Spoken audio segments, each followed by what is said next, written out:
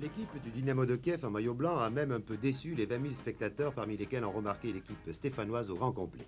Il faut dire que Kiev pratique un football très particulier. Les footballeurs soviétiques font circuler tranquillement la balle dans leur propre camp sans se presser comme à l'entraînement. Un peu à la manière d'un chat qui fait semblant de dormir. Et puis tout d'un coup, Kiev sort ses griffes. C'est une accélération de Blokin, le numéro 11, ou un démarrage de Veremessiev. Et c'est aussitôt une action dangereuse pour l'équipe adverse. Cette tactique, bien sûr, n'a pas échappé à Robert Herbin, l'entraîneur de Saint-Étienne. L'équipe de Kiev, affirme-t-il, est surtout dangereuse quand elle occupe sa propre moitié de terrain. Ses joueurs recherchent constamment l'ouverture. Il nous faudra donc jouer très serré en Coupe d'Europe. C'est ce qu'a fait hier soir une excellente équipe de Nantes qui, à la mi-temps, était à égalité, 0-0. Dès le début de la seconde mi-temps, Kiev va enfin ouvrir la marque. Sur une action de Blokin, un cafouillage de la défense nantaise, Veremessiev, d'un tir de 20 mètres, réussit le premier but. Kiev 1, Nantes 0. Si Blokin, la super vedette soviétique, était à l'origine de ce but, il ne fut pourtant pas très brillant hier soir à Nantes. Se réservait-il ou n'était-il pas en forme? Gérard Janvion, l'arrière stéphanois, qui aura la lourde tâche de le marquer en Coupe d'Europe, pense que Blokin cachait son jeu. C'est un joueur de grande classe, déclarait-il, je ne le lâcherai pas d'une semelle. Avez-vous peur de lui, demande un journaliste. Dans un éclat de rire, Janvion répond ce que l'on savait déjà, je ne crains personne.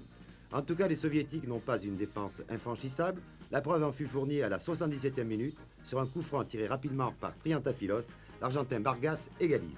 Nantes 1, Kiev 1, ce sera la marque finale. Après la rencontre, tout le monde parlait bien sûr du quart de finale de la Coupe d'Europe que les Stéphanois joueront mercredi prochain à Saint-Féropol. De la vie générale, ce sera dur, mais les champions de France ont une bonne chance de se qualifier pour les demi-finales.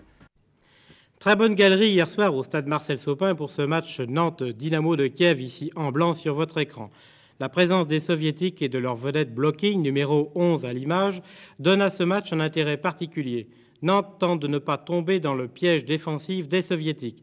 Ceux-ci, en effet, gèlent la balle, puis brusquement accélèrent et, s'appuyant sur Onichenko, numéro 8, et Kolotov, numéro 9, lancent des attaques tranchantes qui inquiètent la défense nantaise. Après quelques échanges de part et d'autre, Nantes répond vigoureusement aux raids soviétiques par des tirs de Gadosha et de Bossi.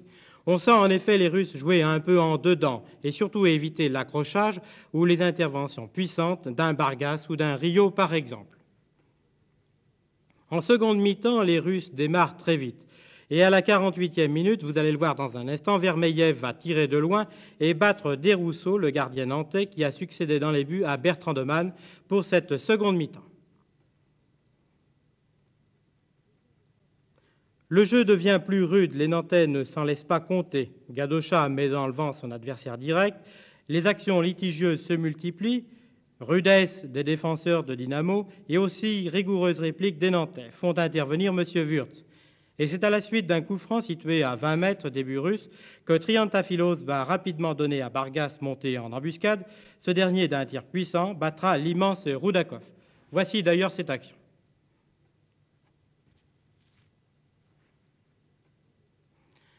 Rien ne sera marqué malgré quelques actions dangereuses du Dynamo, bonne partie de Nantes qui fut un faire-valoir valable face à une équipe russe qui n'apparut pas finalement comme très motivée.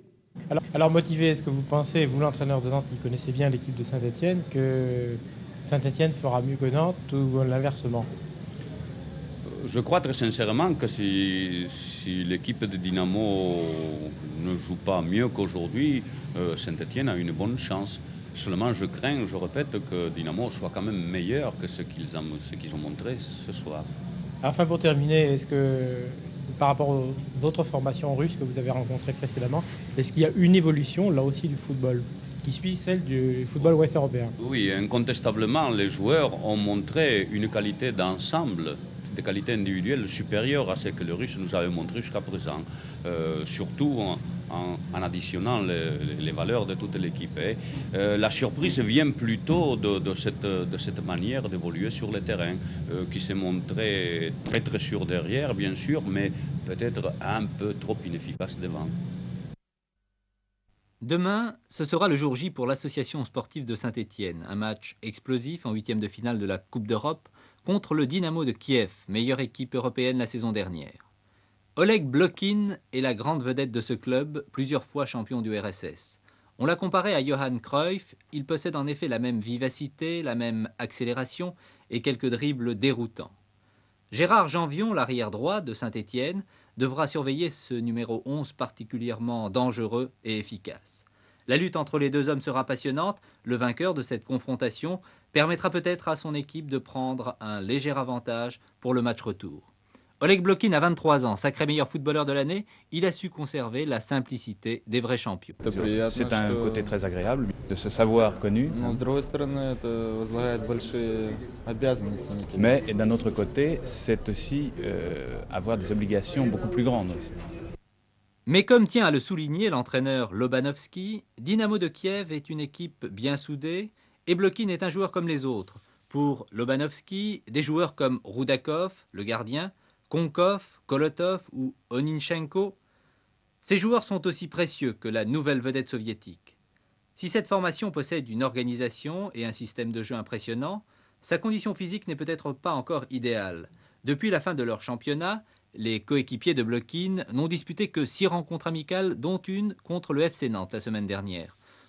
Ce jour-là, Dynamo de Kiev n'a pas fait grosse impression, mais pour le nouveau responsable des sélections françaises, Michel Hidalgo, Kiev reste une formation difficile à manœuvrer. Il y a toujours la même solidité, la même bonne technique, la même qualité athlétique. Là, par contre, il y a quand même un Blokin qui apporte quelque chose devant par sa vivacité, par sa vitesse et par aussi son inspiration. Mais ce soir, nous n'avons pas vu 2 très bons joueurs qui s'appellent Oninchenko et Kolokov, qui sont vraiment des compléments idéaux pour Blokin. Donc, c'est une équipe quand même redoutable par sa solidité et sa façon de jouer. Je donne toujours 50% de chance à Saint-Étienne parce que Saint-Étienne a, il me semble, une foi plus grande sur son terrain. Toute la différence se fera dans le match aller. Est-ce que Saint-Étienne